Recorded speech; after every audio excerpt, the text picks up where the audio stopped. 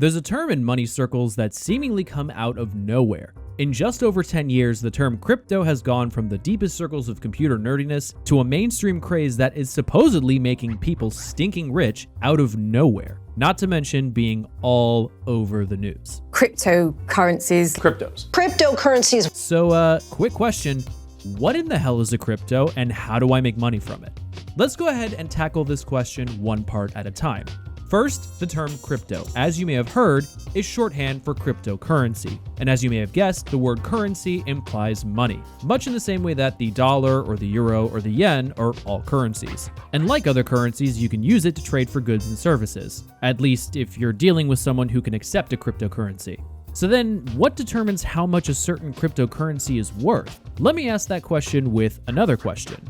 What determines how much any currency is worth? Seriously, think about it. Civilization started off by trading tangible things, either useful items or shiny bits of metal. But these material things had limitations. Not everyone has the same use for something like an animal skin, and bits of metal can be a literal pain if you need to exchange it in large quantities. That's why banks and eventually countries started issuing paper notes. Initially, these were just IOUs for pieces or bars of metal, usually gold, and the understanding was that you could theoretically walk into a bank and exchange notes for precious metals at any time. But if someone did try to exchange their notes and the bank didn't have enough gold to fulfill the transaction, that trust suffered and the value of the note went down. We've been doing versions of this IOU system ever since, and basically relying on faith to keep the whole system afloat.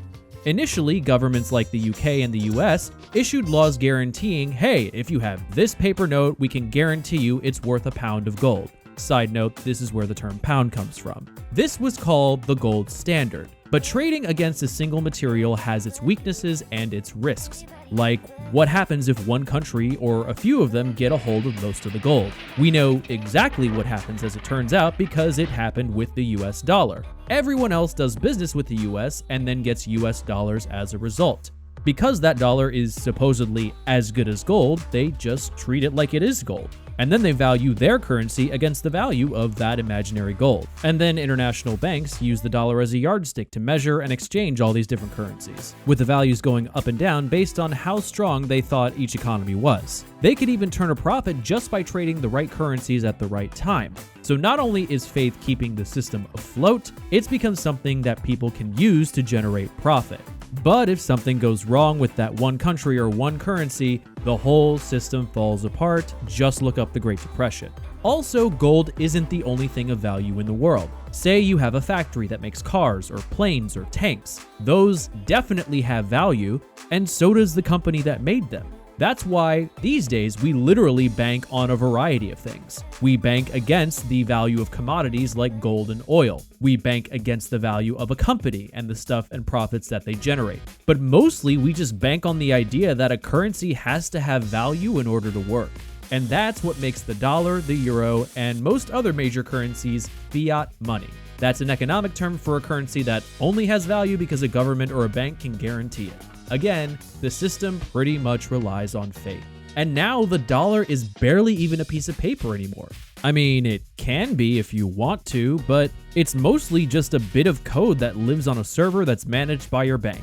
And that makes stuff easier in a lot of ways, but also poses some disadvantages. What if someone breaks into your bank's network and steals your money? What if the government that's guaranteeing your money collapses? Or what if the banks managing people's money act super greedy and irresponsible and tank the global economy again? That's where the concept of a cryptocurrency was born. It's a form of value that doesn't need a government or a bank to function. It can just float on its own credibility, which is bolstered by a technology called blockchain that makes it virtually impossible to hack, steal, or be misused in any way. If you want to know how blockchain works, you can watch the breakdown we did on NFTs. But instead, we're going to focus on part 2 of our initial quick question: how can I make money with a crypto? This gets tricky since a crypto technically is money. So you don't ever really buy or sell it, you just exchange your OG money for this new digital money and vice versa. It's an online version of those old currency exchange banks, except now you get to be the bank. And even trickier, pretty much anyone can mint a crypto if they really want to. That's actually how the now famous Dogecoin was made, as a joke. But if you can get enough people to trust the currency and literally buy into it, its value goes up. And that's how someone like Elon Musk can go from buying and tweeting about a joke currency to then getting other people to rush in and buy some to then having it actually be worth quite a bit. Yeah, that's awesome. It's a long, long way from using skins and bits of gold to trade, but we do need to use something to conduct our day-to-day business. And sometimes it's hard to know how well a system works until we try it.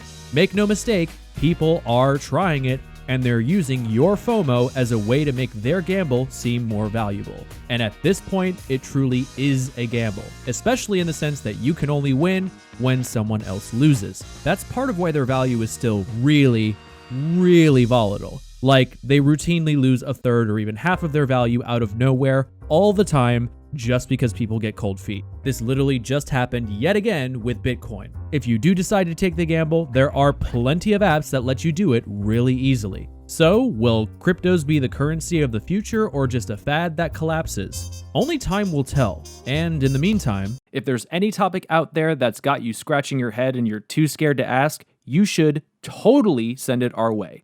Tweet using the hashtag #QuickQuestion or email us at questions@brainjoltmedia.com. Don't forget to follow us, and remember, quick questions don't always have quick answers.